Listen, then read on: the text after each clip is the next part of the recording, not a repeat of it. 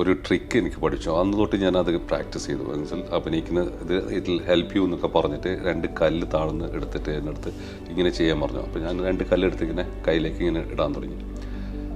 അത് കഴിഞ്ഞിട്ട് പുള്ളി എൻ്റെ അടുത്ത് ഇങ്ങനെ ഓരോ പേരെന്താ ഞാനത് പറഞ്ഞു കഴിഞ്ഞാൽ ചിലപ്പോൾ ഇത് തെറ്റും, ഇത് താഴെ വീഴും. അപ്പോൾ അത് പഠിക്കണം. സോ മൈൻഡ് രണ്ടും ഇതായിട്ട് പുള്ളി എന്നെ കൊണ്ട് അത് ചെയ്യിപ്പിക്കും.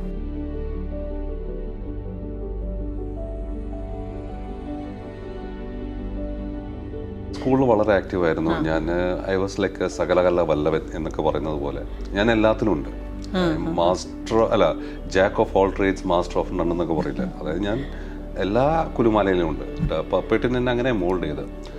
സോ എൻ്റെ ആ ഒരു പറയുന്നത് I was only around 16-17 years old. So ഒരു ഫാദർ സൺ റിലേഷൻഷിപ്പ് ആയിരുന്നു അതിന് ശേഷം.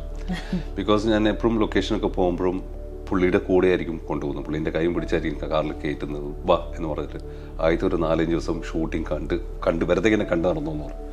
സോ അതൊക്കെ ആയിരുന്നു എൻ്റെ ഒരു learning process. K Balachandran sir എന്ന് പറയുന്നത് ഈ പറയുന്ന കമൽ ഹാസനെയും ശ്രീ രജനീകാന്തിനെയൊക്കെ ഡയറക്റ്റ് ചെയ്തതും ഇൻട്രൊഡ്യൂസ് ചെയ്ത സംവിധായകനാണ്. സോ അവരൊക്കെ കാണാനുള്ള അവരുടെ മുമ്പിൽ ഒരുപാട് ആക്ടേഴ്സ് എപ്പോഴും വെയിറ്റ് ചെയ്യാണ് പടം വർക്ക് ചെയ്യാൻ വേണ്ടി.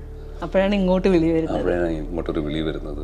ഇങ്ങനൊരു പ്രോജക്റ്റിനെ കുറിച്ച് സംസാരിച്ച് പുതു അർത്ഥങ്ങൾ എന്തുണ്ടെങ്കിലും നമ്മളൊരു പ്രോപ്പർ പ്ലാൻ ഉണ്ടെങ്കിൽ മുന്നോട്ട് പോകാൻ പറ്റുള്ളൂ, ഏത് തൊഴിലാണെങ്കിലും. സോ എൻ്റെ പ്ലാനിങ് തെറ്റാൻ കാരണം ഇറ്റ്സ് ബിക്കോസ് എനിക്ക് അടുത്തൊരു ഇപ്പം നമുക്കൊരു ഫെസ്റ്റിവൽ വരുന്നു, അതിനൊരു റിലീസ് വരണം. നമ്മൾ പ്ലാൻ ചെയ്യുന്നു ഇപ്പോഴേ, ഒരു 6 മാസം മുമ്പേ പ്ലാൻ ചെയ്യുന്നു ഇന്നൊരു ഷൂട്ടിങ്. ഇപ്പോൾ എല്ലാവരും ചെയ്യുന്നുണ്ട്. എനിക്കത് പറഞ്ഞു തരാനോ അങ്ങനെയൊന്നും ആരും തന്നിട്ടില്ല. എൻ്റെ മുമ്പിൽ വരുന്നത് ആപ്പിൾ ജ്യൂസും ചായയും കാപ്പിയും ബിസ്ക്കറ്റും അങ്ങനെയുള്ള ചിലതിങ്ങനെ വന്നുകൊണ്ടിരിക്കും. ഇത് ഹോസ്റ്റലൊന്നും കിട്ടില്ലല്ലോ. സോ പിന്നെ എനിക്ക് തന്നിരിക്കുന്ന സിംഗിൾ റൂമും എന്നാൽ അതിൻ്റെ ഒരു കംഫർട്ടും ആ ലക്ഷറി ലൈഫ് ഞാൻ അനുഭവിക്കുമായിരുന്നു. അപ്പോൾ ഞാൻ പെട്ടെന്ന് പാരൻസിനെ വിളിച്ച് പറഞ്ഞ് ഞാനിങ്ങനെ സിനിമയിൽ അഭിനയിക്കുന്നുണ്ടെങ്കിൽ ഇപ്പോൾ സമയമില്ല, ഞാൻ പിന്നെ സംസാരിക്കുന്നതുകൊണ്ട് പെട്ടെന്ന് കട്ട് ചെയ്തു. കാരണം അവരെന്താണ് ഏത് എന്ന് വേണ്ട എന്നൊക്കെ പറഞ്ഞ് ഞാൻ കട്ട് ചെയ്തു.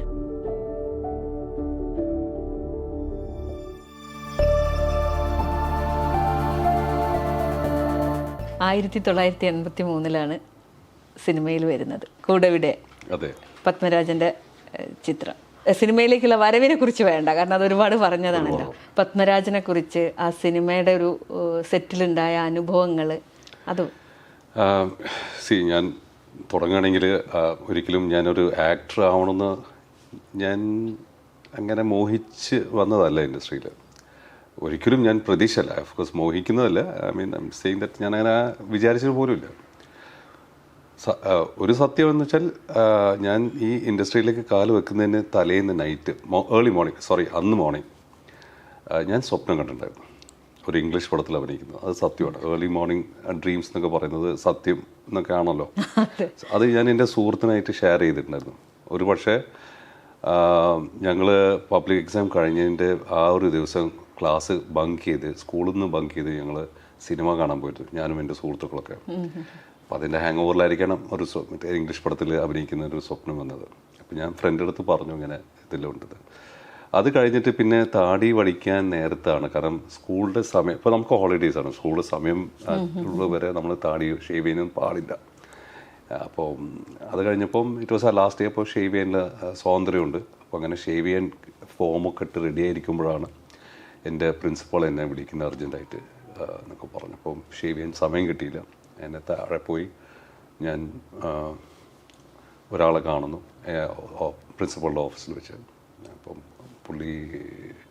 എൻ്റെ പ്രിൻസിപ്പൾ എന്നെ ഇൻട്രൊഡ്യൂസ് ചെയ്യുന്നത് ഞാനാണ് സോ.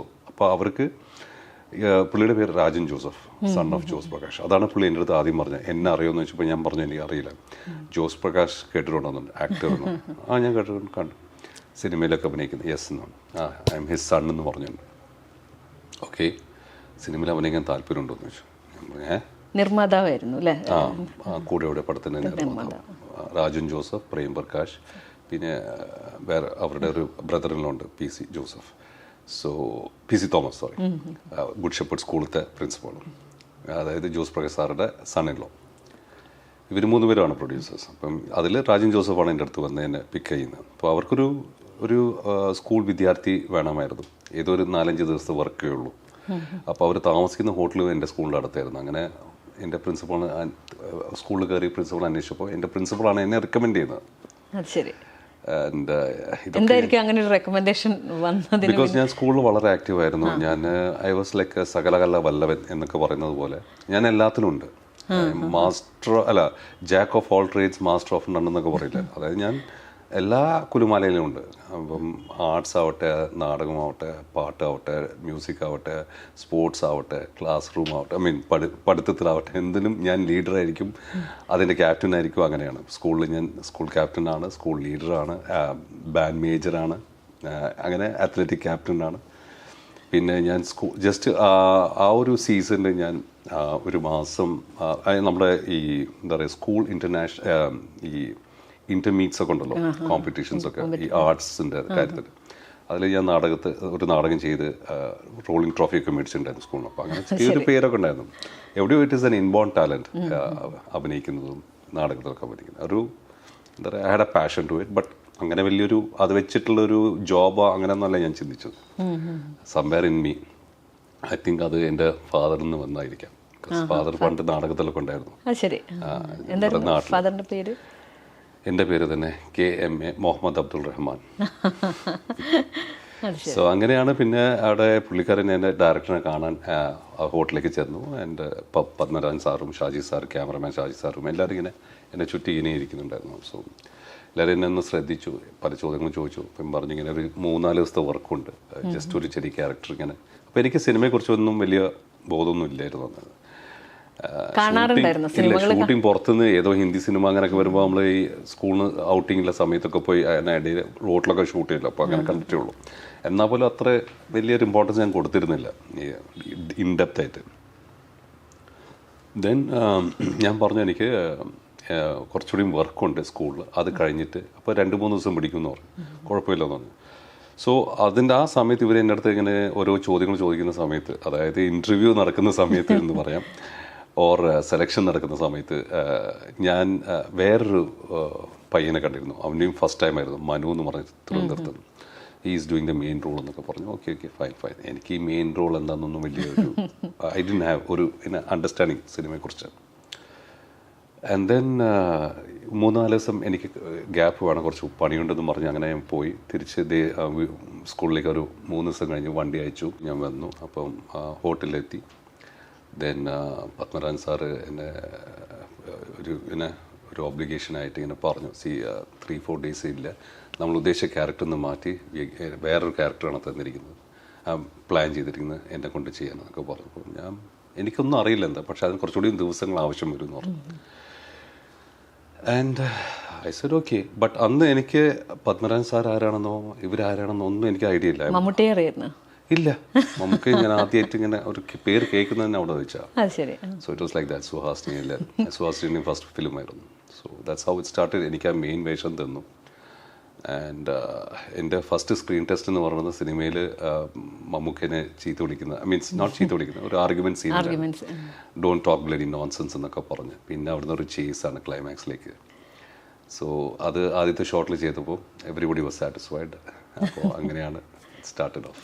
സെക്കൻഡ് ബെസ്റ്റ് ആക്ടർ ആയിരുന്നു അല്ലേ സ്റ്റേറ്റ് അവാർഡിൽ, ആദ്യ സിനിമയ്ക്ക് തന്നെ അവാർഡ്.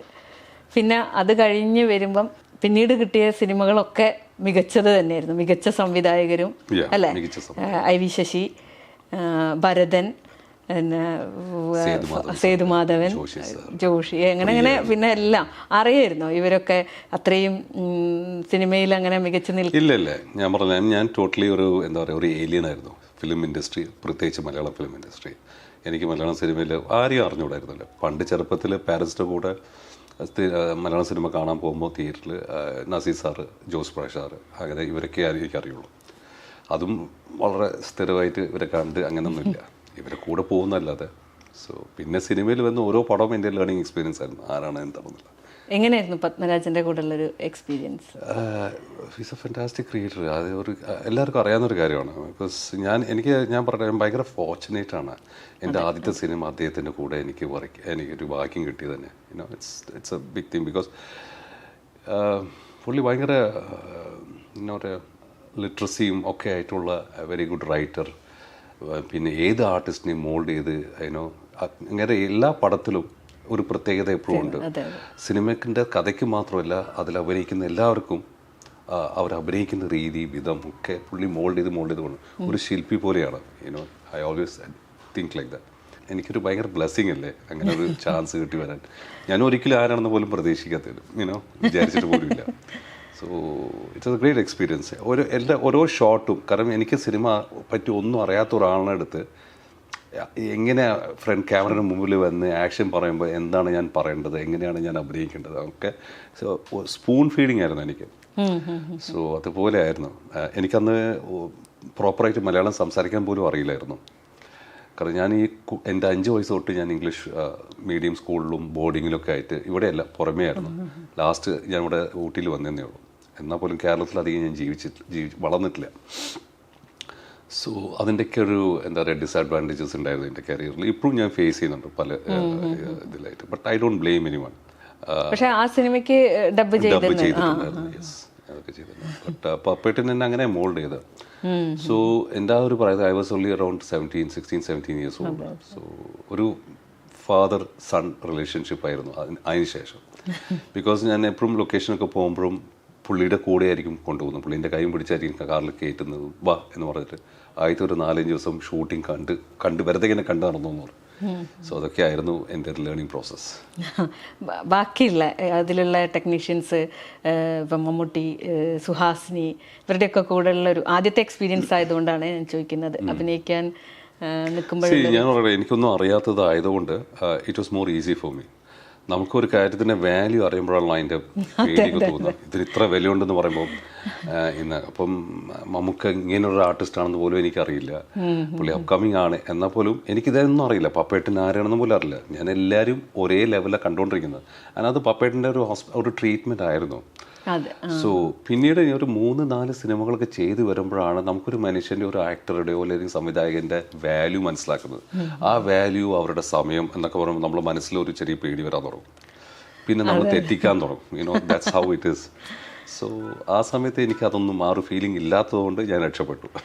ആദ്യമായിട്ട് അതിൽ അഭിനയിക്കുന്ന സമയത്ത് രവി പുത്തൂരൻ അല്ലേ കഥാപാത്രത്തിൻ്റെ ആ സമയത്ത് ബുദ്ധിമുട്ടുകൾ ഉണ്ടായിരുന്നു? കാരണം ആദ്യ ചിത്രമാവുമ്പം ഞാൻ പറഞ്ഞില്ല, ഇത് ഞാനായിട്ട് സിനിമയിൽ വരണം ആഗ്രഹിച്ചോ അങ്ങനെയൊന്നും അല്ല. പിന്നെ തെറ്റിച്ചാൽ എന്താവും അങ്ങനൊന്നും എൻ്റെ മനസ്സിലില്ല, എൻ്റെ കോൺഷ്യസിലില്ല. എന്നെ മോൾഡ് ചെയ്ത് കൊണ്ടുവരുമായിരുന്നു ഡയറക്ടർ. ലൈക്ക് ഒരു പെയിന്റിങ്ങിനെ പോലെയായിരുന്നു പുള്ളി. അത് എൻ്റെ അടുത്ത് ഇങ്ങനെ കാര്യം പറയും, അപ്പം ഞാനത് ഫീൽ ചെയ്യും, എന്നിട്ട് ഞാൻ പറയും. പക്ഷെ ഞാനത് ഒരിക്കലും ഒരു ക്യാമറയുടെ മുമ്പിൽ അഭിനയിക്കുകയാണോ അല്ലെങ്കിൽ ഒരു സിനിമയിൽ അഭിനയിക്കാന്നോ എന്നുള്ളൊരു തോന്നൽ എനിക്കില്ല. എനിക്ക് തരും, ഞാനത് പഠിക്കും. സോ മേ ബി അതിൻ്റെ ഉള്ളിൽ എവിടെയോ ഒരു കടുപ്പുണ്ടാവും ആ കല. So I didn't recognise it that good.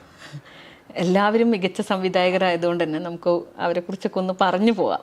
കാരണം ഭരതന്റെ കൂടെ ഉള്ളൊരു എക്സ്പീരിയൻസ് ചിലമ്പ് അല്ലേ, അതിന്റെ മുന്നേ ഇത്തിരി പൂവച്ചു വന്ന പോയെ, അതിനും ആ കഥാപാത്രവും ശ്രദ്ധിക്കപ്പെട്ടതായിരുന്നു. അവാർഡുകൾ അല്ലേ, ഫിലിം ക്രിറ്റിക്സ് അവാർഡൊക്കെ കിട്ടി. ആ ഒരു എക്സ്പീരിയൻസ്. അതിനുശേഷം പിന്നെ 2-3 പടങ്ങളായി. ഇപ്പം ഇത്തിരി പൂവച്ചു വന്നു. ഭരതേട്ടനും പപ്പേട്ടനും ഭയങ്കര ഫ്രണ്ട്സാണ്. അവരെപ്പോഴും ഞാനും പപ്പേട്ടനും കൂടെ ഉള്ളപ്പം ഭരതേട്ടൻ റൂമിൽ വരും, കാണും, അങ്ങനെയൊക്കെ ഇതാണ്. പിന്നെ മെയിൻ പ്രത്യേകത എന്ന് വെച്ചാൽ പപ്പേട്ടൻ കൂടെയുടെ ഷൂട്ടിങ് കഴിഞ്ഞ് ഞങ്ങളിവിടെ ഷൊർണൂർ വന്നിരുന്നു ബൈ റോഡിൽ. ആൻഡ് വന്നപ്പം പുള്ളിയുടെ അടുത്തൊരു പടം ഉണ്ടായിരുന്നു, അറപ്പെട്ട കെട്ടിഗ്രാമം. ആ പടത്തിൽ കൂടെ എന്നെ കാസ്റ്റ് ചെയ്യാൻ വേണ്ടി പുള്ളി വിചാരിച്ചു. പക്ഷെ അത് നടന്നില്ല. പുള്ളിക്ക് ഒരാഗ്രഹം ഉണ്ടായിരുന്നു. പക്ഷേ എനിക്ക് തോന്നുന്നു ഓൾറെഡി അതിന് മറ്റുള്ള പിള്ളേർ അശോകനും അവരൊക്കെ ഉണ്ടായിരുന്നു. പിന്നെ മേ ബി ഞാൻ ആ ക്യാരക്ടറിന് സൂട്ടായിരുന്നില്ല.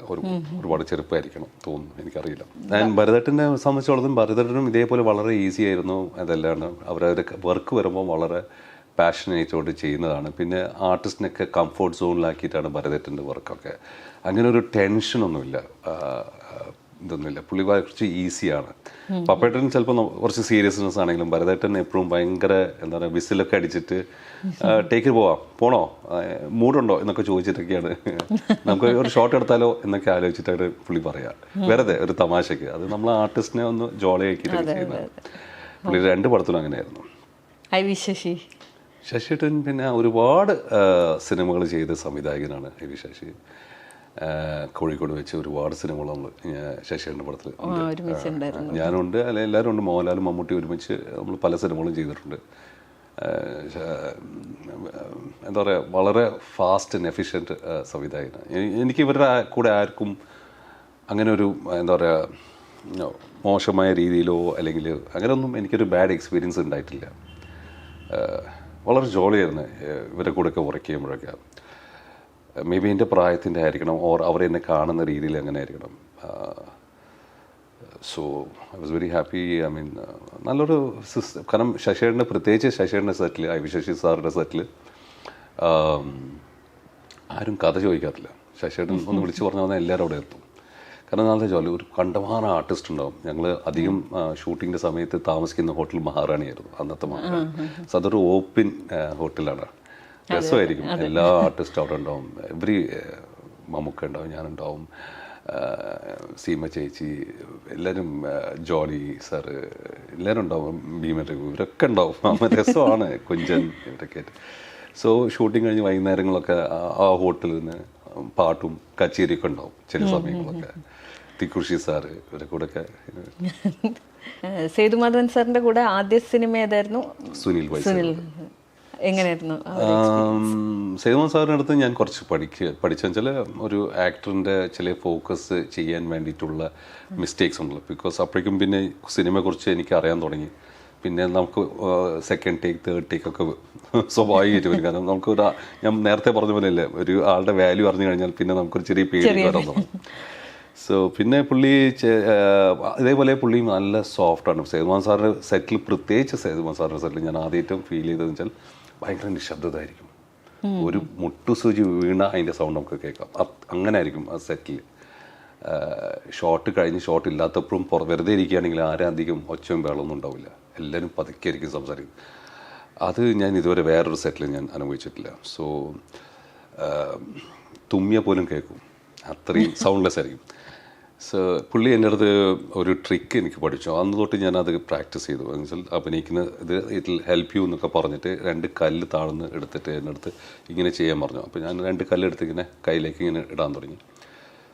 അത് കഴിഞ്ഞിട്ട് പുള്ളി എൻ്റെ അടുത്ത് ഇങ്ങനെ ഓരോ പേരെന്താണെന്ന് ഞാനത് പറഞ്ഞു കഴിഞ്ഞാൽ ചിലപ്പോൾ ഇത് തെറ്റും, ഇത് താഴെ വീഴും. അപ്പോൾ അത് പഠിക്കാൻ വന്നു. സോ മൈൻഡ് രണ്ടും ഇതായിട്ട് പുള്ളി എന്നെ കൊണ്ട് അത് ചെയ്യിപ്പിക്കും. എന്നിട്ട് പിന്നെ നമ്മളിത് ഇങ്ങോട്ട് നോക്കാണ്ട് തന്നെ ഇങ്ങനെ നോക്കി സംസാരിച്ചു. സോ അത് എനിക്ക് ഒരുപാട് ഹെൽപ്പ് ചെയ്തു. സോ നമ്മളെ ഫോക്കസ് ഉള്ളല്ലോ മൈൻഡിൽ, അത് രണ്ടും ഡൈവേർഷനിലേക്ക്. കാരണം എല്ലാവർക്കും ഉണ്ടാകുന്ന ഒരു പ്രശ്നം എന്ന് വെച്ചാൽ കൈ എവിടെ വെക്കണം എന്നറിയില്ല ഈ അഭിനയിക്കുന്ന സമയത്ത്.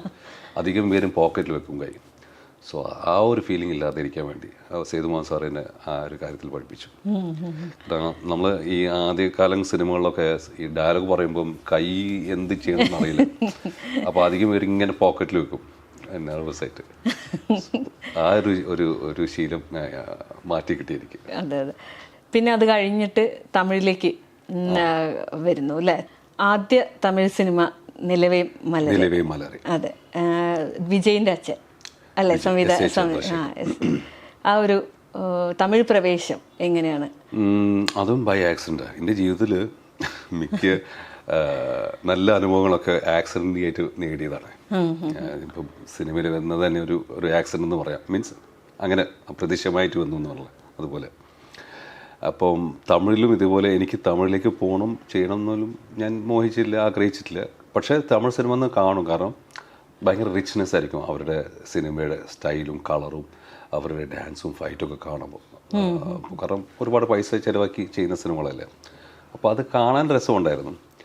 അങ്ങനെ producer Sajan, Lucia films Sajan, പുള്ളിയാണ് എന്നെ തമിഴിലൊരു പടം ചെയ്യാമെന്ന് പറഞ്ഞു. അപ്പോഴേക്കും നദിയ, അപ്പോൾ ഞാൻ പറഞ്ഞു അയ്യോ തമിഴ്, ഒന്നാമത് മലയാളം ശരിക്കും വരുന്നില്ല, പിന്നെയാണ് തമിഴ് എന്ന് പറഞ്ഞു. പുള്ളി പറഞ്ഞില്ല, നമ്മുടെ ആൾക്കാർ തന്നെയാണ്, ഫാസിലാണ് ഡയറക്ടർ, നദിയ മൊയ്തു ആയിരിക്കും ഹീറോയിൻ എന്നൊക്കെ പറയുമ്പോൾ ഓക്കെ വിചാരിച്ചാൽ നമ്മൾ മലയാളീസ് തന്നെയാണെങ്കിൽ കുഴപ്പമില്ല എന്നൊക്കെ പറഞ്ഞ് അങ്ങനെ ഡേറ്റ് കൊടുത്താൽ. പക്ഷെ അവിടെ എത്തിയപ്പോഴാണ് പിന്നെ മനസ്സിലായത് ഫാസിൽ സാർ അല്ല ഡയറക്ടർ, മാറി എന്തോ ഡേറ്റിൻ്റെ പ്രശ്നത്തിൽ. ആൻഡ് എസ്.എ. ചന്ദ്രശേഖർ എന്ന് പറഞ്ഞു. അപ്പോൾ എനിക്ക് എസ്.എ. ചന്ദ്രശേഖരെ കുറിച്ചൊന്നും അറിയില്ല. പിന്നെ ഞാൻ അറിഞ്ഞോളത്തോളം നമ്മുടെ മലയാളത്തെ ഐ വി ശശി സാറ് പോലെയാണ് അവിടുത്തെ പൊളിറ്റിക്കൽ സാറ്റയറുള്ള സിനിമകൾ ചെയ്യുന്ന വലിയൊരു സംവിധായകനാണ് അവിടെ. അപ്പം അന്ന് വിജയ് ഒരു പൊടി കുഞ്ഞായിരുന്നു. ആൻഡ് അങ്ങനെ ആ പടം ചെയ്യാം. പിന്നെ ഞാൻ ഓൾറെഡി ഡേറ്റ് കൊടുത്തതുകൊണ്ട് ഓക്കെ കുഴപ്പമില്ല അങ്ങ് ചെയ്യാമെന്ന് വെച്ചു. നദിയും ഇതൊക്കെ ഉണ്ടായിരുന്നു സെറ്റിൽ. കഥ കേട്ടു, അങ്ങ് ചെയ്തു. പക്ഷെ ആ പടം പറഞ്ഞ പോലെ നല്ല ഹിറ്റ്. എനിക്ക് തോന്നുന്നു എല്ലാ ഭാഷയിലും അല്ലേ, തെലുങ്ക്, മലയാളത്തിൽ വന്നു, ഹിന്ദിയിൽ വന്നു. അത് കഴിഞ്ഞിട്ട് പിന്നെ ബാലചന്ദർ, പിന്നീട് രവികുമാർ, ഏകദേശം തമിഴിലും ഇതേ മലയാളത്തിന്റെ അവസ്ഥ തന്നെ. എല്ലാ മികച്ച സംവിധായകരും കൂടെയും everything is blessing in disguise for me. എനിക്ക് എല്ലാം ഒരു ബ്ലെസ്സിങ് ആയിട്ട് ഞാൻ കാണുന്നുള്ളൂ. എനിക്ക് ഇപ്പോൾ പറഞ്ഞ പോലെ ബാലചന്ദ്രൻ സാറിനെ കൂടെ വരയ്ക്കാനും, അദ്ദേഹമൊക്കെ എനിക്ക് ഒരിക്കലും സ്വപ്നത്തിൽ വിചാരിക്കാൻ പറ്റാത്ത ഒരു സംവിധായകന്മാരൊക്കെയാണ്. മീൻസ് അത്രയും വേറെ ഒരു പടിയിൽ നിൽക്കുന്നില്ല. അപ്പം ഞാൻ ജസ്റ്റ് ഇങ്ങനെ ഒരു ചെറിയ ഒരു ലൈനിൽ പോകുന്ന ഒരു ആക്ടറും അദ്ദേഹം എന്നെ വിളിക്കുന്നു. കാരണം ബാലചന്ദ്രൻ സാർ എന്ന് പറയുന്നത് ഈ പറയുന്ന കമൽ ഹാസനെയും ശ്രീ രജനീകാന്തിനെയൊക്കെ ഡയറക്റ്റ് ചെയ്തതും ഇൻട്രൊഡ്യൂസ് ചെയ്ത സംവിധായകനാണ്. സോ അവരൊക്കെ കാണാമെന്നുള്ള അവരുടെ മുമ്പിൽ ഒരുപാട് ആക്ടേഴ്സ് എപ്പോഴും വെയിറ്റ് ചെയ്യാണ് പടം വർക്ക് ചെയ്യാൻ വേണ്ടി. അപ്പോഴാണ് ഇങ്ങോട്ടൊരു വിളി വരുന്നത്. ഇങ്ങനൊരു പ്രോജക്റ്റിനെ കുറിച്ച് സംസാരിച്ച് പുതു അർത്ഥങ്ങൾ. കരിയറിൽ തന്നെ വലിയൊരു മാറ്റം തമിഴ് ഇൻഡസ്ട്രിയിൽ എനിക്ക് തന്നു. കരിയർ തന്നെ ഓഫ് കോഴ്സ്, ബട്ട് തമിഴ് ഇൻഡസ്ട്രിയിൽ എനിക്കൊരു ഒരു സ്ഥലം, ഒരു പൊസിഷൻ കിട്ടിയിരിക്കുക. എനിക്ക് ഇന്നും എല്ലാവരും എന്നെ അറിയപ്പെടുന്നത് പുതു അർത്ഥങ്ങൾ റഹ്മാനാണ്. അതെ അതെ അതെ, നല്ല പാട്ടുകളുമായിരുന്നു അല്ലേ അതില്, കുറേ നല്ല പാട്ടുകൾ. ഗീതയായിരുന്നു ഹീറോയിൻ, ഗീത ആൻഡ് സിതാര. അത് കഴിഞ്ഞ് പിന്നെ രവികുമാറിന്റെ കൂടെ പുരിയാത പുതിര. അല്ല, അത് കഴിഞ്ഞിട്ടല്ല, അതിനിടയിൽ രവികുമാറിന്റെ ഫസ്റ്റ് ഫിലിം. പക്ഷെ ഞാൻ പറഞ്ഞ അപ്പോഴൊന്നും രവികുമാർ ആരുമല്ല. മീൻസ് ഞാൻ പറഞ്ഞ ബാലചന്ദ്രൊക്കെ ആയിരുന്നു അന്നത്തെ സിംഹങ്ങള്. ബാലചന്ദ്രാണോ പിന്നെ പേരിലൊരു മാറ്റം വന്നില്ല? തമിഴിലേക്ക് മാറ്റം വന്നതല്ല, അവിടെ ഈ റഹ്മാൻ എന്ന് തമിഴിൽ ഉച്ചരിക്കുന്നത് വളരെ അപൂർവമാണ്. രഘുമാനാണ് എഴുതുമ്പോൾ കാവും ഊ ആണ് ഇടുന്നത്. അപ്പം രഘുമാൻ ആണ് എല്ലാവരും. നമ്മൾ എത്ര പറഞ്ഞാൽ തന്നെ റഹ്മാൻ എന്നാ പറയുക. റഹ്മാൻ അതിന് ഷോർട്ടാക്കി രഘു എന്ന് വിളിക്കാൻ തുടങ്ങി ബാലചന്ദ്ര സാർ. അപ്പം ചില പേപ്പറിലൊക്കെ അത് രഘു എന്നായിട്ട് വന്നു. അത് ഞാൻ അറിയുന്ന കഥ, എനിക്ക് തമിഴ് വായിക്കാൻ അറിയില്ല. അത് കുറച്ച് കാലം അങ്ങനെ പോയിക്കൊണ്ടിരുന്നു. അതെന്ന് വെച്ചാൽ അവർ രഘു എന്നിട്ടിട്ട് ബ്രാക്കറ്റിൽ റഹ്മാൻ ഇടും. ഇതായിരുന്നു, അത് ഞാൻ അറിയുന്നില്ലായിരുന്നു. പിന്നീടാണ് പിന്നെ അത് മാറ്റിയെടുത്തത് ഞാൻ. തെലുങ്കിലും അതേ പേരിൽ തന്നെയാണ് അല്ലേ? അല്ല, അതും മാറ്റി. അത് എനിക്കറിയില്ലായിരുന്നു. അത് നമ്മളെ വിളിക്കുമ്പോൾ നമ്മുടെ പേരെന്താണെന്നൊന്നും ചോദിക്കില്ലല്ലോ, നമ്മൾ ഡേറ്റ് കൊടുക്കുന്നുണ്ടിരിക്കുന്നു. പക്ഷെ അവർ പേപ്പറിലോ അല്ലെങ്കിൽ ടൈറ്റിൽ കാർഡിൽ വരുമ്പം അത് റഹ്മാൻ ഇടും. തമിഴില് അഭിനയിച്ച ശേഷമാണ് തെലുങ്കിലേക്ക് എത്തുന്നത് അല്ലെ? കൊടി രാമകൃഷ്ണന്റെ മൂവി ആയിരുന്നു ആദ്യ മൂവി. അല്ലല്ല, ജന്ധ്യാല. ഡയറക്ടർ ജന്ധ്യാല അങ്ങേരാണ്. മറ്റേ ശങ്കരഭരണം ഒക്കെ എഴുതിയ ആള്, ചെയ്ത ആള്, അദ്ദേഹത്തിന്റെ പ്രോജക്റ്റ്. അപ്പൊ അവിടെയും എനിക്ക് അങ്ങനെ കരിയർ മൊത്തത്തിലൊരു ഭാഗ്യത്തിലാണ് പോയിക്കൊണ്ടിരുന്നത് അല്ലെ? നല്ലവർക്ക് എപ്പോഴും നല്ല ഭാഗ്യം കിട്ടി.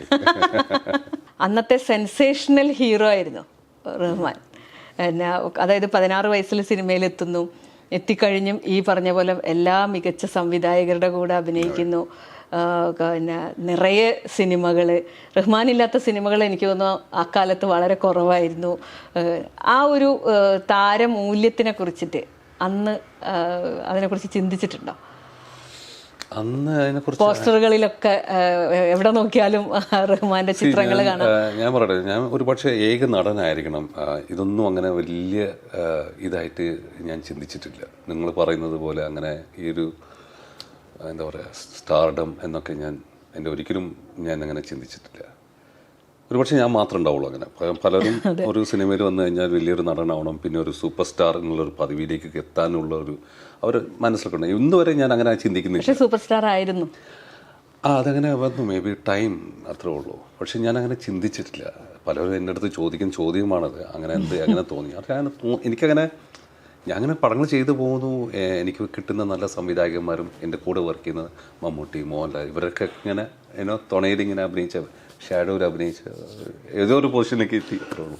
അങ്ങനെ ഞാൻ ചിന്തിക്കുന്നു. പക്ഷേ ഇങ്ങനെ ഒരു പൊസിഷനിലേക്ക് എത്തണം, ഇവിടെ വരണം, ഇങ്ങനെ ഇത് ചെയ്യണം എന്നൊന്നും എനിക്ക് ആഗ്രഹങ്ങളും ഞാൻ അങ്ങനെ ഓർക്കാറില്ല. ഓർത്തിട്ടില്ല. ഇപ്പം നമ്മൾ പറഞ്ഞല്ലോ സ്റ്റാർഡം ബാധിച്ചില്ല എന്നുള്ളത്. എനിക്ക് തോന്നിയിട്ടുള്ളൊരു കാര്യം, അന്നത്തെ സിനിമകളുടെ ഒരു പ്രത്യേകത കൂടിയായിരുന്നു അത്. കാരണം സിനിമ ഒരു കഥ ഉണ്ടാവുന്നു, ഒരുപാട് കഥാപാത്രങ്ങൾ ആ സിനിമയായിട്ട് ബന്ധപ്പെട്ട്. അപ്പം മമ്മൂട്ടിക്ക് മമ്മൂട്ടീൻ്റെ റോളുണ്ട്, റഹ്മാൻ്റെ റോളുണ്ട്, അങ്ങനെ ഒരു സീമയാണെങ്കിൽ സീമേൻ്റെ റോൾ അങ്ങനെ വരുന്നത് കൊണ്ടാണ് ഇപ്പോഴത്തെ പോലെ ഹീറോ ഓറിയൻറ്റഡ് ആയിരുന്നില്ലല്ലോ. അതായിരിക്കുമോ അന്ന് അങ്ങനെ ഒരു സ്റ്റാർഡം ബാധിക്കാതെ പോയത്? അല്ലല്ല, ഞാൻ പറഞ്ഞില്ല, എനിക്ക് പ്ലാൻ സ്ട്രാറ്റജി ഒന്നും ഉണ്ടായിരുന്നുള്ളൂ സിനിമയിൽ വരുമ്പോൾ. ഞാനങ്ങനെ വിളിച്ചു, വന്നു, ചെയ്തു, സമയം നന്നായതുകൊണ്ട് സിനിമകളൊക്കെ ഹിറ്റായി, ഒരു മാർക്കറ്റ് ഉണ്ടായി, പ്രേക്ഷകർക്ക് ഇഷ്ടപ്പെടാൻ തുടങ്ങി. So I was never A serious actor. ഒരു എന്താ വെച്ചാൽ ഇത് ഒരു പ്ലാനിങ് ഇല്ല, ഇനി ഇത് കഴിഞ്ഞാൽ അടുത്ത് അങ്ങനൊന്നുമില്ല. എൻ്റെ അടുത്ത് വരുന്ന സിനിമകൾ മാത്രം എനിക്ക് ഇഷ്ടപ്പെട്ട ചെയ്തു പോകുന്നു എന്നല്ലാതെ ഞാനായിട്ടൊരു പ്ലാനിങ് ഒന്നും ഉണ്ടായിരുന്നില്ല. So that was the biggest mistake. എനിക്ക് സ്വയം PR വർക്ക് ഇല്ലായിരുന്നു. I didn't do that. ഇപ്പം പിന്നെ പൊതുവേ ഞാൻ ഒരു ഷൈ ആയിരുന്നു എനിക്ക് ആ സമയത്ത്. ബിക്കോസ് ഏതെങ്കിലും ഒരു പബ്ലിക് ഇവൻറ്റിലൊക്കെ അറ്റൻഡ് ചെയ്യാൻ ഒരു മടി ഉണ്ടായിരുന്നു, ഒരു കുറവുണ്ടായിരുന്നു. കാരണം ഒന്നാമത് മേ ബി അത് എൻ്റെ ഒരു ചെറിയ വയസ്സിൽ ഇങ്ങനെ ക്യാമറയുടെ മുന്നിൽ വന്ന് എനിക്ക് കിട്ടുന്ന ചില സമയങ്ങൾ എനിക്ക് എൻ്റെ ഫ്രണ്ട്സുമായിട്ട് ആ ഒരു ടൈം ഞാൻ ഒതുക്കി മാറ്റുമായിരുന്നു. അതിന് പകരം ഞാൻ എന്തിനാ അവിടെ പോയി ആ ഒരു അവാർഡ് ഫംഗ്ഷനിൽ ഇരിക്കണം എന്നൊക്കെ തോന്നാറുണ്ട്. അപ്പോൾ I to avoid myself. So എന്നെ അധികം I faded myself. Promote ചെയ്യുന്നതിന് പകരം ഞാൻ വെറുതെ അങ്ങനെ ഇരുന്നു, അത്രേ ഉള്ളൂ. സോ ഞാൻ അടുത്ത മൂവ്മെന്റ് ഇത് ചെയ്തില്ല. ഇത്ര മാസത്തിൽ സിനിമകൾ വന്നുകൊണ്ടിരിക്കണം അല്ലെങ്കിൽ ചെയ്തുകൊണ്ടിരിക്കണം, അങ്ങനൊന്നും ഞാൻ ബിൽഡപ്പ് ചെയ്തിട്ടില്ല. മലയാള സിനിമയിൽ റഹ്മാൻ ഉണ്ടാക്കുന്ന ഒരു തരംഗം തിരിച്ചറിഞ്ഞിരുന്നു അന്ന്? ഇപ്പം ഞാൻ തിരിച്ചറിയുന്നുണ്ട്. അന്ന് എനിക്ക് ഞാൻ പറഞ്ഞ ആ ഒരു തോന്നലില്ല. ഞാൻ just part of the profession. നമ്മളിപ്പം ആ തരംഗത്തിന് ഇതൊക്കെ നമ്മളൊരു ഫംഗ്ഷൻ അറ്റൻഡ് ചെയ്യുമ്പോഴും ഇതൊക്കെയല്ലേ നമുക്ക് അതിൻ്റെ ഫീലിംഗ് അറിയാം. അത്രയും ആൾക്കാരെ കാണുമ്പോഴും കൈയടി കേൾക്കുമ്പോഴും ഒക്കെ ഫീൽ ചെയ്യുന്നു. പക്ഷെ എന്നാൽ പോലും ഞാൻ അതിന് അത്ര വലിയൊരു ഇമ്പോർട്ടൻസ് ഡിഫറൻഷിയേറ്റ് ചെയ്യാൻ തുടങ്ങിയില്ല. എനിക്ക് കിട്ടുന്ന ഇത്രയും അയാൾക്ക് കിട്ടുന്ന അത്രയും അങ്ങനെയൊന്നും ഞാൻ ചിന്തിച്ചിട്ടേ ഇല്ല. നമ്മളന്ന് ഒരു എന്താ പറയുക, ഒരു സൂപ്പർ സ്റ്റാറോ അല്ലെങ്കിൽ ഇപ്പം മമ്മൂട്ടിയും മോഹൻലാലും ഞാനും ഒക്കെ ഒരുപാട് സിനിമകൾ നമ്മൾ ക്യാരക്ടേഴ്സ് മാത്രം ചെയ്തു പോകുന്നതേ ഉള്ളൂ. അങ്ങനെ ഇയാളെ വെട്ടിച്ച് ഞാൻ മുമ്പിൽ വരണം അങ്ങനെയൊന്നും ഒരു തോന്നില്ല ആർക്കും ഉണ്ടായിരുന്നു ഞാൻ തോന്നുന്നു. ഇപ്പോഴത്തെ സംഭവം മാറി. ഇപ്പോൾ എല്ലാവരും വൺ മാൻ ഷോ കളികളൊക്കെയാണ്. It's a different thing. പക്ഷേ ഞാൻ പറയുന്നത് 93 വരെയാണ് ഞാൻ കുറച്ചുകൂടി പക്വത വന്ന് എനിക്ക് ഇത് എൻ്റെ ഒരു പ്രൊഫഷനാണ്, എനിക്ക് റെസ്പോൺസിബിലിറ്റീസായി ഫാമിലി അങ്ങനെ. സോ അവിടെ നിന്നൊരു മാറ്റം വന്നു. പിന്നെ ഇറ്റ് ബിക്കംസ് യുവർ ജോബ്. അതുവരെ ഒരു എന്താ പറയുക ലവ് ഫോർ സിനിമയിലേക്ക് ഇങ്ങനെ പോയിക്കൊണ്ടിരിക്കുക. പുതു അർത്ഥങ്ങൾക്ക് ശേഷമാണെന്ന് തോന്നുന്നു അല്ലേ കുറച്ചുകൂടെ സീരിയസ് ആയിട്ട് സിനിമേനെ കാണാൻ തുടങ്ങി? ഇല്ല, സീരിയസ് പണ്ട് ചെയ്യുന്ന വർക്കിനോട് എനിക്ക് സീരിയസ്നെസ് ഉണ്ടായിരുന്നു. ഇറ്റ്സ് ജസ്റ്റ് ദാറ്റ് ഒരുപാട് കൊതിച്ചിട്ടില്ല. ഐ ഡിഡ്ന്റ് മനസ്സിലായില്ലേ, ഞാൻ ഒരുപാട് ഞാൻ വരണം, അത് ചെയ്യണം, ഇത് ചെയ്യണം എന്നൊന്നും കൊതിച്ചിട്ടില്ല. ഐ ജസ്റ്റ് കഥാപാത്രങ്ങൾ ചെയ്യണം എന്നൊന്നും ഞാൻ അങ്ങനെ വിചാരിച്ചു. എനിക്ക് സ്ട്രാറ്റജിയോ പ്ലാനോ ഒന്നും ഉണ്ടായിരുന്നില്ല, ചുരുക്കത്തിൽ പറയുന്നത്. വീട്ടുകാരുടെ ഒരു ഇതെങ്ങനെയായിരുന്നു സിനിമയിലേക്കുള്ള റഹ്മാന്റെ ഒരു പ്രവേശനത്തിനോടുള്ള വീട്ടുകാരുടെ ഒരു ആറ്റിറ്റ്യൂഡ് എന്തായിരുന്നു? അവർക്കും അറിയില്ലായിരുന്നു. ഞാൻ കൂടെയോടെ സിനിമയിൽ അഭിനയിക്കുന്ന ഒരു 4-5 ദിവസം കഴിഞ്ഞിട്ടാണ് എൻ്റെ അവർ അബുദാബിയിലായിരുന്നു, പാരൻസ് അവിടെ വർക്ക് ചെയ്യായിരുന്നു. അപ്പോൾ എൻ്റെ ഹോളിഡേയ്സ് തുടങ്ങി. ഞാനും ഏതാണ്ട് 3-4 ദിവസത്തിൽ അങ്ങോട്ട് പോകണം. അപ്പോൾ എൻ്റെ അടുത്ത് റിക്വസ്റ്റ് ചെയ്തതിന് ഡയറക്ടർ കുറച്ച് ദിവസങ്ങൾക്ക് ശേഷം ഒന്ന് പോയിക്കൂടെ, നമുക്ക് ടിക്കറ്റ് ഒന്നും പോസ്റ്റ്. ഞാൻ പറഞ്ഞു ഓക്കെ. അപ്പോഴേക്കും എനിക്ക് ആ സിനിമയിൽ അഭിനയിക്കുന്നതിന് ചൂട് പിടിച്ചു. കാരണം എന്താ വെച്ചാൽ എൻ്റെ മുമ്പിൽ വരുന്നത് ആപ്പിൾ ജ്യൂസും ചായയും കാപ്പിയും ബിസ്ക്കറ്റും അങ്ങനെയുള്ള ചിലതിങ്ങനെ വന്നുകൊണ്ടിരിക്കും. ഇത് ഹോസ്റ്റലൊന്നും കിട്ടില്ലല്ലോ. സോ പിന്നെ എനിക്ക് തന്നിരിക്കുന്ന സിംഗിൾ റൂമും എന്നാൽ അതിൻ്റെ ഒരു കംഫർട്ടും ആ ലക്ഷറി ലൈഫ് ഞാൻ അനുഭവിക്കുമായിരുന്നു. അപ്പോൾ ഞാൻ പെട്ടെന്ന് പാരൻസിനെ വിളിച്ച് പറഞ്ഞ് ഞാനിങ്ങനെ സിനിമയിൽ അഭിനയിക്കുന്നുണ്ട്, എനിക്കിപ്പോൾ സമയമില്ല, ഞാൻ പിന്നെ സംസാരിക്കുന്നതുകൊണ്ട് പെട്ടെന്ന് കട്ട് ചെയ്തു. കാരണം അവരെന്താണ് എന്ന് വേണ്ട എന്നൊക്കെ പറഞ്ഞ് ഞാൻ കട്ട് ചെയ്തു. കാരണം അവരറിഞ്ഞിട്ടില്ല അഭിനയിക്കുന്ന കാര്യം ആദ്യം. പിന്നീട് എൻ്റെ അങ്കിൾ വന്നു, എൻ്റെ ഗാർഡിയൻ. പുള്ളി കുറച്ച് സിനിമയൊക്കെ ആയിട്ട് അറിയുന്ന ഒരു കക്ഷിയാണ്. നമുക്ക് തിയേറ്ററൊക്കെ ഉണ്ടായിരുന്നു. പുള്ളി ഒരു ആദ്യത്തെ മലയാളം സിനിമ കളർ സിനിമ കണ്ടം വെച്ച കോട്ടിലൊക്കെ പുള്ളി അസിസ്റ്റൻറ്റ് ഡയറക്ടറായിട്ടും അങ്ങനെയൊക്കെ ചെറിയൊരു എക്സ്പീരിയൻസ് അനുഭവിച്ചിട്ടുണ്ട്. ചെറുതിലൊക്കെ മുഖം കാണിച്ചിട്ടുണ്ട് പുള്ളി. എൻ്റെ അങ്കിൾ സിനിമയെ കുറിച്ച് നന്നായിട്ട് അറിയാം. അപ്പം പുള്ളി എന്നെ കാണാൻ വന്ന് ഒന്ന് ഇൻസ്പെക്ട് ചെയ്തപ്പോഴേക്കും പുള്ളി പപ്പേട്ടിനെ കുറിച്ച് അറിയാം, എല്ലാവരും ആ ടീം മൊത്തം അറിയാം. മീൻസ് അവരെ പറ്റി കേട്ടിട്ടുണ്ട്, പരിചയമല്ല എന്നല്ല. പിന്നെ ഫാദറുടെ അടുത്ത് ഒരു ഗ്യാരണ്ടി കൊടുത്തു, കുഴപ്പമില്ല, നല്ല കയ്യിലാണ്, നല്ലൊരു ഇതാണ് എന്നൊക്കെ പറഞ്ഞ് ഒരു ഇത് കൊടുത്തു. ഞാൻ അവിടെ നിന്ന് തുടങ്ങി. ദേവർ ഹാപ്പി. പിന്നെ സിനിമ ഇറങ്ങി, ഹിറ്റായി. അങ്ങനെ പിന്നെ ഫാദറും പറയുന്ന പോലെ എൻ്റെ ഫാദർ, എൻ്റെ മദർ കുറച്ചൊക്കെ ഈ ആക്ടിങ്ങും ഇതൊക്കെ അവരുടെ ബ്ലഡിലുണ്ട്. ഒരുപക്ഷെ അതായിരിക്കും എനിക്ക് വന്നത്. അവർ ഹാപ്പി ആയിരുന്നു ഈ നടനായി എന്നതിൽ? ഹാപ്പി അല്ല, അവർക്ക് ഏത് പേരൻസിനും പിള്ളേർ പഠിക്കണം, മക്കൾ പഠിച്ച് വലിയ ആളായി ജോലി അങ്ങനെയൊക്കെയുള്ള. അപ്പോൾ എൻ്റെ അന്നത്തെ എന്ന് വെച്ചാൽ ഫാദർ എൻജിനീയർ ആയിരുന്നു, ഞാൻ എൻജിനീയർ ആവാൻ ആഗ്രഹിച്ചിരുന്നതാണ്, അമേരിക്ക പോകാൻ വേണ്ടി. എനിക്കായിരുന്നു എൻ്റെ ആക്ച്വലി അന്നത്തെ dream, to become an electronical engineer. പക്ഷേ വിധി ഇങ്ങോട്ട് മാറ്റി. പിന്നീട് അത് മിസ് ചെയ്തിരുന്നു, അതായത് കോളേജ് പഠനം ആ ഒരു കാലഘട്ടം അല്ലെ? 16 വയസ്സിൽ സിനിമയിലേക്ക് വരുന്നു. പക്ഷെ എന്നാലും ഞാൻ കോളേജിൽ പോയി, മമ്പാട് കോളേജിൽ ഞാൻ പഠിച്ചിട്ടുണ്ടായിരുന്നു, ഒക്കെ ഉണ്ടായിരുന്നു. പക്ഷെ ഓഫ്കോഴ്സ് ഇതൊക്കെ നമുക്ക് മിസ് ചെയ്യുന്നത് എപ്പോഴാണെന്ന് വെച്ചാൽ നമ്മുടെ മോശപ്പെട്ട സമയമാണ്. സിനിമ ഇല്ലാതിരിക്കുന്ന സമയത്തൊക്കെ എല്ലാവർക്കും ഒരു ഡൗൺഫോൾ ഉണ്ടാവുമല്ലോ ലൈഫിൽ. ഏത് തൊഴിലും ഒരു ഡൗൺഫോൾ ഉണ്ടാവും, ഒരു അപ്പ് ഉണ്ടാവും, ഡൗൺ ഉണ്ടാവും. അതൊരു ഇതാണ്, നാച്ചുറൽ കോസസ് ആണ്. സോ എനിക്കുണ്ടായിട്ടുണ്ട്, ഇല്ലെന്നല്ല. ഡൗൺ എന്ന് പറഞ്ഞാൽ വളരെ ഡൗൺ ആയിട്ടുണ്ട്, അങ്ങനെയുള്ള നിമിഷങ്ങളുണ്ട്. So that time you will think, അയ്യോ സിനിമ വേണ്ടായിരുന്നില്ല, പോയി പഠിച്ച് വലിയ ആളായതിന് എൻജിനീയർ അങ്ങനെയൊക്കെ എടുത്താൽ മതി. ബിക്കോസ് നമുക്ക് റെസ്പോൺസിബിലിറ്റീസ് ഒരുപാടുണ്ട്, മക്കളുണ്ട്, യുനോ. പിന്നെ ഈ തൊഴിൽ എന്ന് പറയുന്നത് കലയാണെങ്കിലും പിന്നെ ഇത് തൊഴിലായി മാറുന്നു.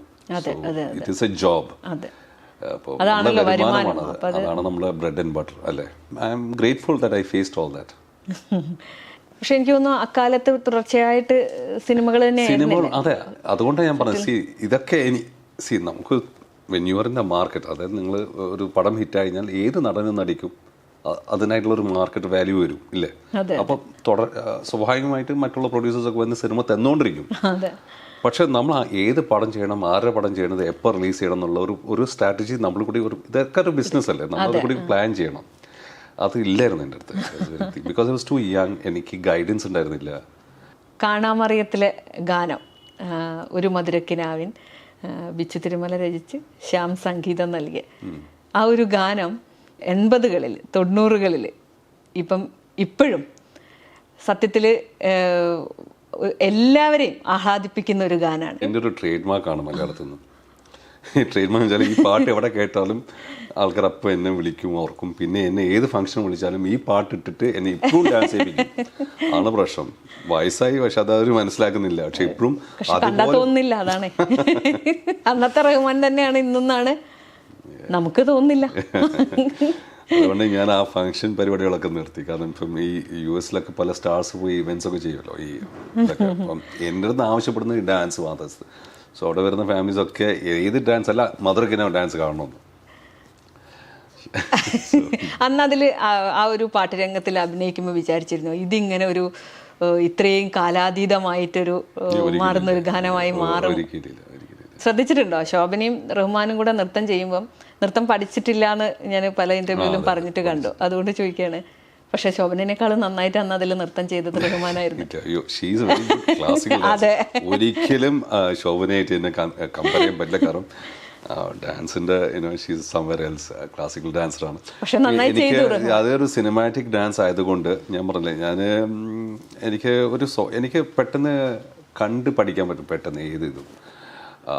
ഞാൻ ഭയങ്കര വലിയ ഒബ്സർവറാണ്. സോ പിന്നെ ഒരു റിതമുണ്ട് ബോഡീൻ്റെ അകത്ത്.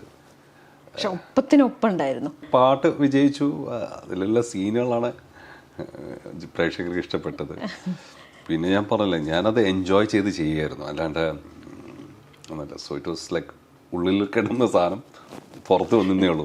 ഡാൻസ് മാസ്റ്റർ പറഞ്ഞു തരുന്നത് അതേപോലെ അങ്ങനെ ചെയ്തതാണോ, അല്ലെങ്കിൽ റഹ്മാന്റേതായിട്ടുള്ള ഒരു? മാധുരിയമ്മയാണ് ഡാൻസ് കൊറിയോഗ്രാഫർ. അപ്പം മാസ്റ്റർ പറഞ്ഞ അതേ സ്റ്റെപ്സാണ് ചെയ്തത്. പെട്ടെന്ന് അത് ഗ്രാസ്പ് ചെയ്യാനുള്ള ഒരു ടാലന്റ് എനിക്കുണ്ട്. അപ്പോൾ പെട്ടെന്ന് ഗ്രാസ്പ് ചെയ്യും, അത്രേ ഉള്ളൂ.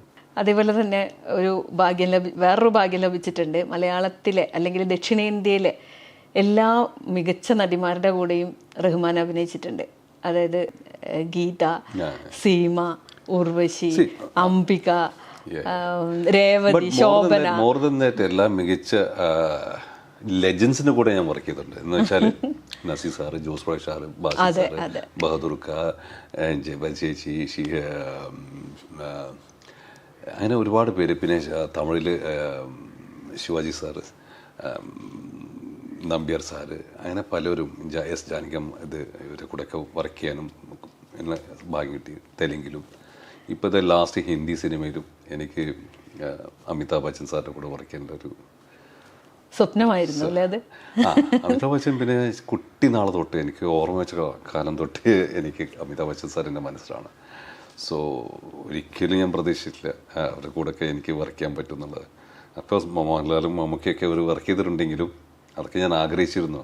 പക്ഷെ ഞാൻ വിചാരിച്ച എനിക്കൊക്കെ എവിടെ കിട്ടാനാ ഭാഗ്യം എന്നൊക്കെ വിചാരിച്ചു. പക്ഷേ സീൻ കുറവായിരുന്നു അദ്ദേഹത്തിൻ്റെ. അപ്പോൾ എൻ്റെ ഫാദറായിട്ട് അഭിനയിക്കുന്നതാണ് ആ ഹിന്ദി പടത്തിൽ. പക്ഷെ എന്നാലും പുള്ളി ചെറിയ ഒരു ഗസ്റ്റ് അപ്പിയറൻസേ ഉള്ളൂ. കാണാൻ കൊതിച്ചിരുന്ന ഒരാളെ ആരുടെ കൂടെ അഭിനയിക്കാൻ, അതും മകനായിട്ട് അഭിനയിച്ചു. ഏറ്റവും വലിയ എന്താ പറയുക വിഷമം എനിക്ക് തോന്നിയിട്ടുള്ള, ഞാൻ ഒരു സെൽഫി പോലും എടുത്തില്ല. ഞാൻ പലരും എടുക്കുന്നുണ്ടായിരുന്നു, എനിക്ക് ചോദിക്കാനും മടി നാണോ ഒക്കെ. അപ്പം അത് മാത്രം എനിക്ക് പറ്റിയില്ല. ആരടുത്ത് പറഞ്ഞു പിന്നെ സിനിമ കാണണം. പക്ഷെ ഇനിയും എനിക്ക് തോന്നുന്നു റഹ്മാൻ്റെ ഒരു അടുത്തൊരു സിനിമാ കാലം ഇനിയാണ് വരാൻ പോകുന്നത്. അപ്പോൾ തീർച്ചയായിട്ടും അമിതാഭ് ബച്ചൻ്റെ കൂടെ ഒരു സെൽഫി എടുക്കാനുള്ള അവസരം ഉണ്ടാവും. ഇപ്പോൾ പറഞ്ഞല്ലോ സിനിമയിൽ ഒരു ഏത് ഫീൽഡിലായാലും ഒരു താഴ്ച ഉണ്ടാവും എന്നുള്ളത്. പക്ഷെ ഞാൻ മനസ്സിലാക്കിയത് ആ കാലഘട്ടത്തിൽ റഹ്മാൻ തമിഴിലേക്ക് പോയി. തമിഴിലേക്ക് പോകുന്നതോടുകൂടെ മലയാളത്തിലെ സിനിമകൾ അഭിനയിക്കാൻ പറ്റാതാവുകയായിരുന്നു അല്ലെ? അങ്ങനെ ഒരു സാഹചര്യമായിരുന്നു. സത്യത്തിൽ അതൊരു സിനിമകൾ ഇല്ലാതാവുകയായിരുന്നില്ല. വേറെ ഭാഷകളിൽ അപ്പോഴും റഹ്മാൻ ഉണ്ടായിരുന്നു. അല്ലേ? ഉണ്ടായിരുന്നു. ഞാൻ പറയുന്നത് എനിക്ക് മലയാളത്തിലേക്ക് തിരിച്ച് ചെയ്യാൻ പറ്റാത്തതിൻ്റെ ബിക്കോസ് തമിഴിൽ തിരക്ക് കൂടി, പിന്നെ തെലുങ്കിൽ പോയി. സോ ഈ 3 ഭാഷയിൽ അങ്ങോട്ടും ഇങ്ങോട്ടും ഒരു സമയത്ത് ചെയ്തുകൊണ്ടിരിക്കുകയായിരുന്നു. പക്ഷെ കോൺസ്റ്റൻ്റ് ആയിട്ട് ഒരു ലാംഗ്വേജ് ആയിരുന്നില്ല ഞാൻ. അതെ അതെ, അങ്ങനെ ഒരുപാട് മിസ്റ്റേക്ക്. പിന്നെ സ്വയം പറഞ്ഞ പ്ലാനിങ് തെറ്റി. പിന്നെ സിനിമകൾ എണ്ണങ്ങൾ കുറയാൻ തുടങ്ങി. അതിപ്പം മലയാളത്തിലാവട്ടെ തമിഴിലാവട്ടെ തെലുങ്കിലാവട്ടെ ഒരു ചെറിയൊരു ഗ്യാപ്പ് എനിക്ക് ഉണ്ടായിട്ടുണ്ട്. പ്ലാനിങ് തെറ്റി എന്ന് പറയാൻ പറ്റും. കാരണം ശരിക്കും ദക്ഷിണേന്ത്യൻ നടനാണ് റഹ്മാൻ. ആണ്. പക്ഷേ എന്തുണ്ടെങ്കിലും നമ്മളൊരു പ്രോപ്പർ പ്ലാനിങ് ഉണ്ടെങ്കിൽ മുന്നോട്ട് പോകാൻ പറ്റുള്ളൂ, ഏത് തൊഴിലാണെങ്കിലും. സോ എൻ്റെ പ്ലാനിങ് തെറ്റാൻ കാരണം ഇറ്റ്സ് ബിക്കോസ് എനിക്ക് അടുത്തൊരു ഇപ്പം നമുക്കൊരു ഫെസ്റ്റിവൽ വരുന്നു, അതിനൊരു റിലീസ് വരണം. നമ്മൾ പ്ലാൻ ചെയ്യുന്നു, ഇപ്പോഴേ ഒരു 6 മാസം മുമ്പേ പ്ലാൻ ചെയ്യുന്നു ഇന്നൊരു ഷൂട്ടിങ്. ഇപ്പോൾ എല്ലാവരും ചെയ്യുന്നുണ്ട്. എനിക്കത് പറഞ്ഞു തരാനോ അങ്ങനെയൊന്നും ആരും തന്നിട്ടില്ല. എൻ്റെ നല്ല മാർക്കറ്റ് ഉള്ളപ്പോൾ ഇതൊക്കെ ചെയ്തുകൊണ്ടിരുന്നു. ചില പടങ്ങൾ സിനിമ ഫ്ലോപ്പ് ആകുമ്പോൾ ഓട്ടോമാറ്റിക്കലി മാർക്കറ്റ് കുറയും. സോ അത് അങ്ങനെയുണ്ടല്ലോ. സോ നമ്മൾ പിന്നെ അടുത്ത് ഏതാ പിടിക്കുക, ആരെ കൂടെ വർക്ക് ചെയ്യുക, അങ്ങനെയൊക്കെ വേണമല്ലോ. സോ അതാ ഞാൻ പറഞ്ഞത്. എൻ്റെ കരിയറിലേക്ക് ഞാൻ എന്താ പറയുക ഒരു ഇമ്പോർട്ടൻസ് കൊടുത്തില്ലേ. കാറ്റടിക്കുന്ന പോലെ ഞാൻ പോയിക്കൊണ്ടിരിക്കുകയായിരുന്നു. എവിടെ ബ്രേക്ക് ചവിട്ടണം, എവിടെ ആക്സിലേറ്റർ പ്രസ് ചെയ്യണം എന്നുള്ള ഒരു പ്ലാനിങ് എൻ്റെ അടുത്തുണ്ടായിരുന്നില്ല. അതിന് ഒരുപാട് നല്ല പടങ്ങളും മിസ്സായിട്ടുണ്ട്, നല്ല റിലീസ് സമയങ്ങളും മിസ്സായിട്ടുണ്ട്. അങ്ങനെയൊക്കെ. പിന്നെ പൊതുവേ ഒരു പടം അന്ന് നടന്നില്ലെങ്കിൽ എനിക്ക് മീൻസ് ഷൂട്ടിംഗ് ഡേറ്റ് ബ്ലോക്ക് ചെയ്തിട്ട് പിന്നെ അത് ഷെഡ്യൂൾ നടന്നില്ലെങ്കിൽ ഞാൻ ഏറ്റവും അധികം സന്തോഷിക്കുന്ന ആൾ ഞാനായിരിക്കും. അപ്പോൾ എനിക്കൊരു 10 ദിവസം ഫ്രീ ആയിട്ട് കിട്ടി, അപ്പോൾ നമുക്ക് അടിച്ചു പൊളിക്കാം എന്നായിരുന്നു അന്ന്. അല്ലാതെ ആ സിനിമ ചെയ്യുക എന്നുള്ളതായിരുന്നു അങ്ങനെയൊക്കെ. സോ ഇതൊക്കെ പിന്നെ ഗ്യാപ്പായി വരും. എനിക്ക് തോന്നുന്നു ആ പ്രായത്തിന്റെ. പിന്നെ മാത്രമല്ല ഞാൻ സിനിമയിൽ വരുന്നത് ചാൻസ് ചോദിച്ചു വന്നതല്ലല്ലോ. സോ ഇങ്ങോട്ട് വന്നതായിരുന്നു. അപ്പം പിന്നീട് സിനിമ ഇല്ലാത്ത സമയത്ത് ചാൻസ് ചോദിക്കാനുള്ള ഒരു എന്താ പറയുക ഒരു ധൈര്യമോ അല്ലെങ്കിൽ ഒരു എന്താ പറയുക എനിക്കത് ഇല്ലായിരുന്നു. ഭയങ്കര ഷൈ ആയിപ്പോയി. പിന്നെ അന്നും ഉണ്ടായിരുന്ന അസിസ്റ്റന്റ് ഡയറക്ടേഴ്സ് ഇന്നത്തെ വലിയ ഡയറക്ടേഴ്സ് ആകുമ്പോൾ അവരുടെ അടുത്ത് ചോദിക്കാൻ ചെറിയൊരു മടിയും. പിന്നെ എല്ലാവർക്കും അവരുടേതായിട്ടുള്ള സെറ്റപ്പായി അതൊക്കെ ആയി. സോ അതുകൊണ്ടാണ്. ബിക്കോസ് അല്ലെങ്കിൽ ഞാൻ അതായിരുന്നു. കാരണം ഞാൻ സിനിമ വരുമ്പോൾ ആരുടെ എൻ്റെ നല്ല സമയമുള്ളവരെ ഞാനിങ്ങനെ ചെയ്തുകൊണ്ട് പോയി എന്നല്ലാതെ ഞാനായിട്ട് ആരുടെ ചോദിച്ച് സിനിമ ചെയ്തിട്ടെന്ന് വരെ.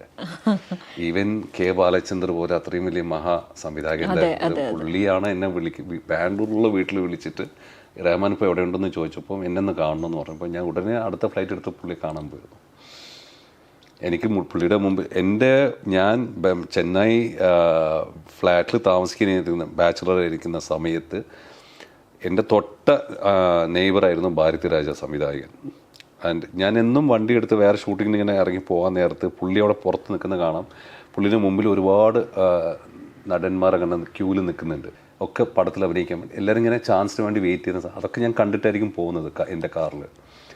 അപ്പോഴും എൻ്റെ ഫ്രണ്ട്സ് പറയണം ഭാരതി രാജ സാറാണ്, ഒന്ന് പോയിട്ട് ഹലോ വിഷ് ചെയ്യൂ, കാരണം എല്ലാവരും ഇവിടെ ഞാൻ കണ്ട പുള്ളി എന്ത് വിചാരിക്കും എന്നൊക്കെ പറഞ്ഞ് കുറവായിട്ട് ഞാൻ അങ്ങ് എസ്കേപ്പ് ചെയ്യും.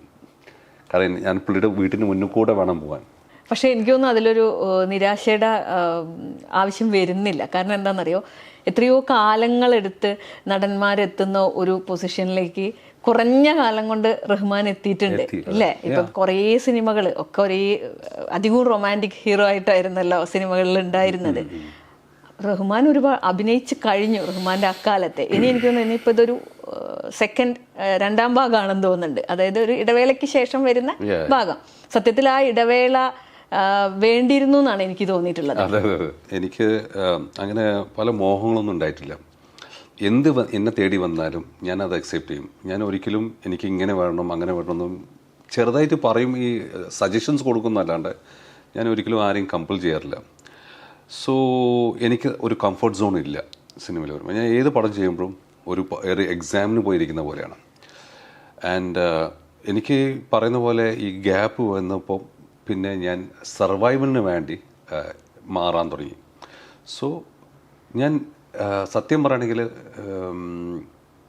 ആ ഒരു ഗ്യാപ്പിന് ശേഷം എഴുന്നേറ്റത് എതിരി എന്നുള്ള സിനിമയിലാണ്. വില്ലനായിട്ട് വന്നതിന് പടത്തിൽ എൻ്റെ ഫസ്റ്റ് ടൈം ഒരു നെഗറ്റീവ് റോളായിരുന്നു. പക്ഷേ പണ്ടേ മുതൽ എനിക്കൊരു നെഗറ്റീവ് റോൾ ചെയ്യണമെന്നൊരു ആഗ്രഹം ഉണ്ടായിരുന്നു, ഒരു ആൻറ്റി ഹീറോ. കാരണം എപ്പോഴും ഈ മടുത്ത് ഈ ചോക്ലേറ്റ് ഹീറോ ആയിട്ട് അഭിനയിക്കുന്നു എന്നൊക്കെ വിചാരിച്ചിട്ട് എന്തെങ്കിലും ഇങ്ങനെയുള്ള സാധനം ചെയ്യണം എന്നൊക്കെ വിചാരിച്ചു. പക്ഷേ ആ സമയത്ത് ആരും എനിക്കങ്ങനെ ഒരു റോള് തന്നിരുന്നില്ല. ആൻഡ് ദെൻ അങ്ങനെയാണ് എതിരിയിൽ മാധവനാണ് അതിലെ ഹീറോ ആൻഡ് കെ എസ് രവികുമാറാണ് അതിൻ്റെ ഡയറക്ടർ. അപ്പോൾ കെ എസ് രവികുമാറിൻ്റെ ആദ്യത്തെ പടത്തിൻ്റെ ഹീറോ ആണ് ഞാൻ, പുരിയാതെ പോയിട്ട്. അതിനെ പുള്ളിയുടെ പടത്തിൽ എൻ്റെ ആദ്യത്തെ വില്ലനും പുള്ളിയാണ്. അപ്പോൾ അതിനെ പുള്ളി പറഞ്ഞു ഇങ്ങനെ ഒരു കോമ്പിനേഷനിൽ. അപ്പോൾ പുള്ളി ഇങ്ങനെ കൊണ്ട് തന്നപ്പോൾ ഒന്ന് ആലോചിച്ചുകൂടെ എന്ന് പറയുമ്പോൾ ഞാൻ ഓക്കെ എന്ന് പറയുമ്പോൾ കഥ കേട്ടു, ഞാൻ ചില കണ്ടീഷൻസ് ഇട്ടു, ഓക്കെ എന്നൊക്കെ പറഞ്ഞു. അങ്ങനെയാണ് ഞാൻ ആ പടം ചെയ്യുന്നത്. പക്ഷെ അതിൽ എന്താ വെച്ചാൽ ഞാനത് ചെയ്യാൻ കാരണം ചെയ്തു, അത് സർവൈവലും എനിക്ക് തിരിച്ച് വീണ്ടും സിനിമ ചെയ്യേണ്ട ഓഡിയൻസിന് ഓർമ്മ വരണമല്ലോ. പക്ഷെ എന്ത് പറ്റിയെന്ന് വെച്ചാൽ ഇൻഡസ്ട്രിക്കകത്ത് തന്നെ നമ്മളെ ടൈപ്പ് കാസ്റ്റ് ചെയ്ത കളയും. ഓഡിയൻസ് അക്സെപ്റ്റ് ചെയ്യും, ഓഡിയൻസ് വിളിച്ച് സംസാരിക്കും, അടിപൊളിയായിട്ട് ഈ റോളും ചെയ്തല്ലോ എന്ന് പറയുന്നത്. അന്ന് പിന്നെ ഹിന്ദിയിൽ എനിക്കത് ധൈര്യം തരാൻ കാരണം ഈ സഞ്ജയ് ദത്തിനൊക്കെ കണ്ടിട്ട്. കാരണം അവരൊക്കെ ആൻറ്റി ഹീറോ ചെയ്യുന്നു, മറ്റ് നെഗറ്റീവ് വേഷം ചെയ്യുന്നു, പിന്നെയും ഹീറോ ചെയ്യുന്നു, ഇങ്ങനെയൊക്കെ. അപ്പോൾ അവിടെ അക്സെപ്റ്റഡ് ആണ്. ഒരു ഹീറോ പല ഇതും ചെയ്യുന്നുണ്ട്, വേറെ ഹീറോ ആയി ഒരാൾ നെഗറ്റീവ് റോൾ ചെയ്യുമ്പോൾ ഒരു ഹീറോ ചെയ്യുമ്പോൾ ഉണ്ടാകുന്ന ഒരു പ്രത്യേകത. അതുപോലെ ഞാനിവിടെ ചെയ്തു. ആ പടത്തിലും എനിക്ക് അവാർഡൊക്കെ കിട്ടിയിട്ടുണ്ട്, best villain of the year എന്നൊക്കെ. പക്ഷേ അടുത്ത പ്രോബ്ലം വെച്ചാൽ ഇൻഡസ്ട്രിയിൽ പിന്നെ അത് ടോക്കാവും. പിന്നെ എല്ലാവരും അടുത്ത പടം വരുമ്പോഴേക്കും എൻ്റെ അടുത്ത പടത്തിനും വീണ്ടും വേറൊരു വില്ലൻ വേഷം തരും, അങ്ങനെ. So if it is only സർവൈവലും പ്രൊഫഷൻ ആണെങ്കിൽ എനിക്കിങ്ങനെ ചെയ്തു പോകാമായിരുന്നു, വില്ലനായിട്ട് ഇങ്ങനെ ചെയ്തു പോകാം. പക്ഷേ ഞാൻ ചെയ്തില്ല. അവിടെയും ഞാൻ എൻ്റെ ക്യാരക്ടർ, കഥ ഒക്കെ പിടിച്ചു നോക്കി.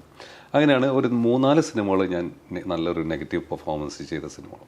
ഒന്ന് പിന്നെ ബില്ല, അജിത്തിൻ്റെ കംബാക്ക് സിനിമയായിരുന്നു. പിന്നെ സിംഗം 2, അതിനും എനിക്ക് അവാർഡുകൾ കിട്ടിയിട്ടുണ്ട് നെഗറ്റീവായിട്ട്. സോ ഇത് കണ്ടിട്ട് ഓഡിയൻസ് അപ്രീഷിയേറ്റ് ചെയ്യുന്നുണ്ട്. പക്ഷേ ഒരിക്കലും ഓഡിയൻസ് ഇനി വില്ലൻ മാത്രം ചെയ്താൽ മതി എന്നൊന്നുമല്ല. പക്ഷേ ഇപ്പം അങ്ങനെ. പക്ഷേ എന്താ പറയുക, നമ്മുടെ ഇൻഡസ്ട്രിയിൽ തന്നെ ഇയാൾ അടുത്ത കഴിഞ്ഞ പടത്തിൽ നെഗറ്റീവ് ആയിരുന്നു, പിന്നെ എന്തിനാ ഹീറോ ആക്കണം, അങ്ങനെ. പക്ഷെ ഈ ഒരു കാലത്ത് അതിന് മാറ്റം വന്നിട്ടില്ലേ? ഇപ്പം വില്ലനായാലും പുതിയ തലമുറയുടെ സിനിമകൾ ഓഡിയൻസ് എപ്പോഴും അന്നും ഇന്നും ഉഷാറായിരുന്നു. അവർക്ക് നല്ല സിനിമകൾ വേണം, നിങ്ങൾ ആരാവട്ടെ, അവർക്ക് വേണ്ടത് നല്ല സിനിമകളാണ്. പക്ഷേ ഈ ഇൻഡസ്ട്രിയിൽ അതൊരു എന്താ പറയുക, അങ്ങനെയാണ്. അതിപ്പോൾ നമുക്കൊന്നും പറയാൻ പറ്റില്ല. നാളെ നിങ്ങൾ ഡയറക്റ്റ് ചെയ്യുമ്പോഴും നമുക്ക് നല്ല വില്ലൻ വേണം, നല്ല കാണാൻ കൊള്ളാമെന്ന് വില്ലൻ എന്ന് പറയുമ്പോൾ റഹ്മാൻ കാണാൻ കൊള്ളാം, പിന്നെ ആ പടത്തിൽ വില്ലൻ അന്നാ പിന്നെ പുള്ളി വിളിക്കും, ഇങ്ങനെയൊക്കെ ആയിരിക്കും. പിന്നെ തീരുമാനിച്ചതാണ് ഇനി റോളുകൾ ശ്രദ്ധിക്കാം. അല്ല, ഞാൻ തീരുമാനിച്ചത് എൻ്റെ രണ്ടാമത്തെ മോള് 2003 എൻ്റെ രണ്ടാമത്തെ മോള് ജനിച്ചതിന് ശേഷവും എന്നെ ഇങ്ങനെയുള്ള വേഷങ്ങളാണ് കാണുന്നത്. അപ്പോൾ അവൾ ഒരിക്കലും ഞാൻ ഹീറോ ആയിരുന്നു മോളെ എന്ന് പറഞ്ഞിട്ട് വിശ്വസിക്കുന്നില്ല. അപ്പം പിന്നെ അങ്ങനെയാണ് ആ ധ്രുവങ്ങൾ 16 വന്നങ്ങോട്ട് മാറ്റിയെടുത്തത്. രാജമാണിക്യം സൂപ്പർ ഡൂപ്പർ ഹിറ്റില്ല. പക്ഷെ ഒരിക്കലും ഞാനത് വർക്ക് ചെയ്യുന്ന സമയത്തും ഞാനും എൻ്റെ കൂടെയുള്ള പല സഹനടന്മാർക്കും ഒരിക്കലും ഇത് പ്രതീക്ഷിച്ചിട്ടില്ല. കാരണം നമ്മൾ വിചാരിക്കും എന്തിങ്ങനെ പോകുന്നു ഈ ഒരു തമിഴ് സ്റ്റൈലിലാണല്ലോ ഈ സിനിമ പോകുന്നതൊക്കെ. എനിക്ക് തോന്നുന്നു ആകെ കോൺഫിഡൻസ് ഉള്ള ഒരാൾക്ക് ഈ മമ്മൂക്കൊക്കെ മാത്രമേ ഉള്ളൂ ഈ പടം വിജയിക്കുന്നു. ക്യാമറയുടെ മുമ്പിൽ ക്യാമറമാൻ മാത്രമല്ല, അന്ന് ഡയറക്ടർ പപ്പേട്ടനും അല്ലെങ്കിൽ ജോഷി സാറും ഇവരൊക്കെ ഇങ്ങനെ വന്ന് ഇങ്ങനെ നിൽക്കും, കൈയും വെച്ചിട്ട് നമ്മൾ നോക്കേണ്ട ലുക്ക്, ആക്ഷൻ എന്ന് പറയുമ്പോൾ നമ്മുടെ ഗ്യാസും പോകാൻ ഈ മുഖത്ത് നോക്കി സംസാരിക്കണ്ടേ. അപ്പം ഉള്ള ഡയലോഗ് മറന്നു. അല്ലെങ്കിൽ നമ്മൾ ലവിൻ്റെ ഡയലോഗ് ആയിരിക്കും, ഐ ലവ് യു പറയാനാണ് ഈ മുഖത്ത് ഇങ്ങനെ പറയാനാണ്. നമ്മുടെ അടുത്ത് നന്നായി സംസാരിക്കുന്ന ആളായിരിക്കും നമ്മളെ വേണ്ടെന്ന് പറയും, മറ്റേ പ്രൊഡ്യൂസറിൻ്റെ അടുത്തും അത് ഇതൊക്കെ. പക്ഷെ കാണുമ്പോഴൊക്കെ ഭയങ്കര ഇതായിരിക്കും. അത് ഞാൻ കേട്ടിട്ടുണ്ട്, കണ്ടിട്ടുമുണ്ട്, മീൻസ് ഇത് ബാക്ക്. സോ അനുഭവങ്ങളൊക്കെ ഉണ്ടായിട്ടുണ്ട്. എന്തെങ്കിലും റഹ്മാനെ രാഷ്ട്രീയത്തിൽ കാണുമോ? ഇതുവരെ ഉണ്ടായിരുന്നില്ല. ഇപ്പം ഇപ്പോഴത്തെ ചുറ്റുപാടും കാണുമ്പോൾ തോന്നുന്നുണ്ട് രാഷ്ട്രീയത്തിലേക്ക് വരണോ വേണ്ടെന്നുള്ളത്. പക്ഷേ സോ ഫാർ നോ. കേരള സേഫാണ്. I mean Kerala is okay. Kerala ഒഴിച്ചുള്ള ബാക്കിയുള്ള സ്റ്റേറ്റാണ് പ്രശ്നം. But my wife Meher, she was the biggest support. ഇന്ന് വരെ she still a supporting thing. അവളില്ലായിരുന്നെങ്കിൽ I don't know what would have happened to me. തളർന്നു പോയേനെ. She was there.